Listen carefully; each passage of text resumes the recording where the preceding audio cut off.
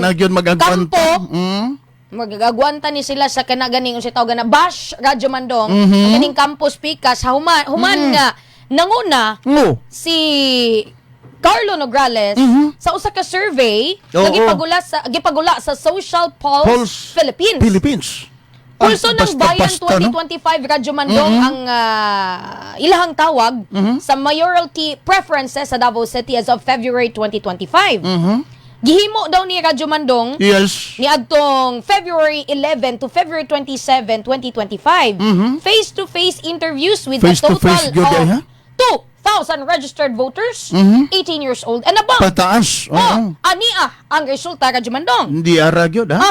Carlo Nograles, 43%. Ayan. Di basta-basta. Rodi Duterte, 38%. Di gyapon basta-basta. Bishop Rod Cubos, 15%. Di basta-basta gyapon. Tan Joselito ug si Julaine Jonathan, 2%. Tabla, di basta-basta. Sabot na yun, di basta-basta. Ang di basta-basta ni RadyoMaN dong. Tingala ko pag-post na ko ni kagabi, gabi po ni mga tao, 3,500 ang nag-laugh RadyoMaN dong. Grabe, no? Di basta-basta, no? Usay may bot pasabot sa ilang pag-laugh.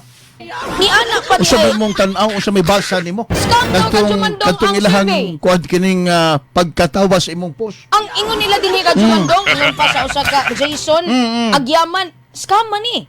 Si Ian Fino, nilad mo? Di ay? Basta-basta ng ilang mga komento? Yes, ilang kaning komento sa netizen sa ingon pa ni Cheche, 43% na daw sa Davao City nakadawat sa atap. Lukupan na lang ninyo tanan. Di ay. Para pagkaabot sa may pasabot nila, Social Pulse Philippines.